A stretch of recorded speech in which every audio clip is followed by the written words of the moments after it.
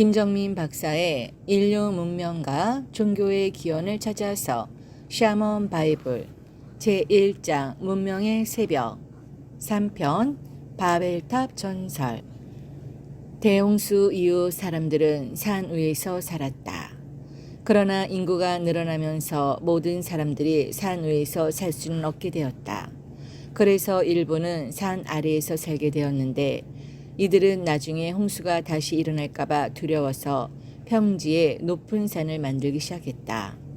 그러나 이를 본 신은 심기가 불편해져 산 아래 살던 종족의 언어를 77개로 만들었고 의사소통이 되는 무리끼리 갈라져서 서로 흩어져 살게 했다.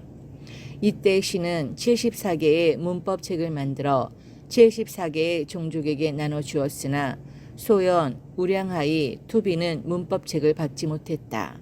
그 이유는 이들이 탱그리의 가르침을 어기고 한국의 고대사를 보면 북방민족의 흔적이 강함에도 불구하고 홍수 신화에 있어서는 중국 서남지역의 것과 뿌리가 같다. 그 이유는 바로 한민족 최초의 거주지가 대홍수 이후에 파미르에서 티베트 일대였기 때문이다. 거대한 티베트 대륙에 살던 이들은 인구가 팽창함에 따라 산줄기를 타고 여러 방면으로 이동하여 내려왔는데 한민족을 형성한 대다수의 사람들은 중국 남서부를 통해 이동하여 양자강을 타고 한반도에 정착하였다. 소수의 무리는 북쪽 평지를 통해 한반도로 들어가면서 선진 제철 기술가 기마수를 앞세워 남반계 선주민들을 제압하고 지배 계급을 형성했다. 남쪽 루트를 통해 한반도로 간 다수의 무리와 북쪽 루트를 통해 간 소수의 무리가 동일한 홍수 신화를 가지고 있는 것은 이들이 파미르 고원에 함께 거주했기 때문이다.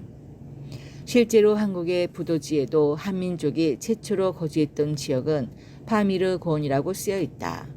따라서 한민족의 북방 도래설과 남방 도래설의 핵심은 그들이 한반도의 북쪽에서 왔느냐 남쪽에서 왔느냐가 아니라 어디로부터 출발했느냐이다. 이는 한민족의 기원을 알 수 있는 핵심이 될 것이다. 그래서 특이하게도 한국 고인들의 경우에는 북방계와 남방계가 동시에 존재하고 있으며 세계에 존재하는 고인들의 50% 이상이 집중되어 있다. 이는 한민족이 한 가지 경로로만 이동해 온 것이 아니라 수천 년의 세월에 걸쳐 여러 경로를 통해 오늘날 한반도에 유입되었다는 사실을 방증한다.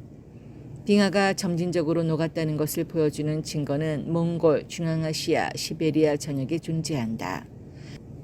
알타이산 동쪽 몽골 지역에 오부스라는 지역이 있는데 고산지대임에도 불구하고 차를 타고 1시간을 달려도 자갈밭이 있는 곳이 많다. 현지인에 의하면 이 지역은 수백 년 전에도 강과 호수가 많아 물이 풍부했던 지역이라고 한다. 그러나 점진적으로 사막화가 진행되면서 오늘날은 그 흔적만 남게 된 것이다. 오부스 지역만 이런 게 아니라 몽골 북쪽에 있는 최대 호수이자 샤먼의 성지인 홉수굴 지역에도 광활한 자갈밭이 있는 것을 볼 수 있다. 이러한 지형이 생긴 이유는 고대 이 지역에 물이 흘렀던 흔적으로 간빙기 이후에도 겨울에는 날씨가 추워지다 보니 산에 눈이 쌓였다가 봄에 녹으면서 대량으로 물이 흐르는 현상이 반복적으로 있었기 때문이다. 현재는 러시아의 바이칼 호수와 몽골의 홉수굴 호수가 분리되어 있지만 고대에는 하나로 연결된 거대한 호수였으며 이 물줄기는 중앙아시아를 통과하여 카스피의 흑해까지 연결되었던 것으로 보인다. 바이칼 호수에 사는 물개와 흑해에 사는 물개의 유전자가 같은 것으로 나왔기 때문이다.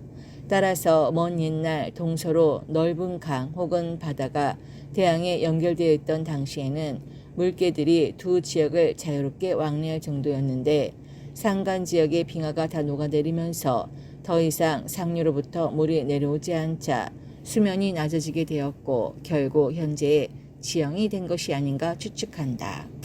간빙기 초기에는 봄에 녹아서 쏟아지는 물의 양이 지금보다 훨씬 많았을 것이기 때문에 고지대에 살던 사람들은 산 아래로 내려가는 것을 꺼려했을 것이다.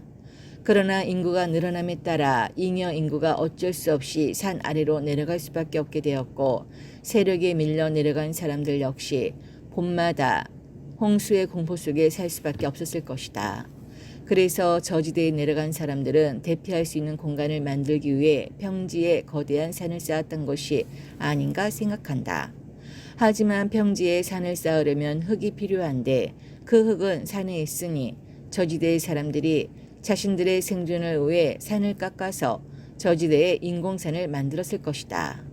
그러자 산 위에 살던 자들이 분노해서 이들을 동서남북으로 흩어지게 만들었고 이로 인해 생긴 오랜 격리 생활 때문에 언어가 갈라졌다는 이야기가 아닌가 한다. 동아시아에는 두 종류의 홍수 신화가 존재한다. 하나는 서남, 서북 지역에 전래되어 내려오는 것으로 홍수로 인해 인류가 전멸했다는 신화이고 다른 하나는 중원 지역에 내려오는 치수에 관련된 홍수 신화이다. 서북 지역의 홍수 신화가 더 오래되었고 중원 지역의 홍수 신화는 나중에 만들어진 것으로 보이는데 그 이유는 서북 지역의 홍수에 등장하는 인물은 여와이고 중원 지역의 홍수에 등장하는 인물은 곤이기 때문이다. 여와는 태후복기 씨의 여동생으로 동시대 인물로 추정된다. 요임금은 태후복기 시대보다 훨씬 후대의 인물이기 때문에 요임금의 명을 받들어 홍수를 다스린 곤이라는 인물은 여와 시대 이후 중원 지역의 홍수를 다스린 것이라는 점을 알 수 있다. 저지대에 문명을 전파한 뱀 여인 여와의 가족 계보를 보면 태후복희 여와가 나오고 그 다음에 항제 헌원, 소호 금천의 순으로 나온다. 1차 대홍수는 태후복희와 여와 시대 때의 홍수로 인류를 전멸시키다시피 한 큰 규모의 홍수였으며 항제 헌원을 지나 소호 금천 시대 이후 요임금 시대 때의 홍수는 매년 봄마다 만년설이 녹으면서 정기적으로 범람한 홍수를 말한다는 것을 알 수 있다.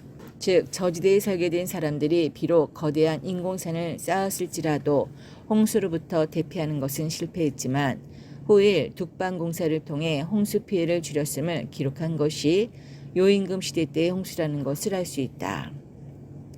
스키타이족의 일부가 한반도로 남하하여 만든 가야국의 전통 가옥을 보면 건물을 지을 때 기둥을 높이 세우고 그 위에 만든 것을 볼 수 있다. 이런 특이한 형태의 가옥이 만들어지게 된 것은 고대 한반도 지역도 정기적인 범람으로 저지대가 수몰되는 현상이 많았기 때문이 아닌가 생각한다. 현재 이러한 형태의 가옥을 가장 많이 짓는 지역은 동남아시아 지역으로 필리핀이나 베트남의 강 주변에서 많이 볼 수 있다. 동남아시아가 아니더라도 수상가옥을 짓는 곳이 있는데 이 지역의 공통점을 보면 모두 물 위에 지었다는 것이다.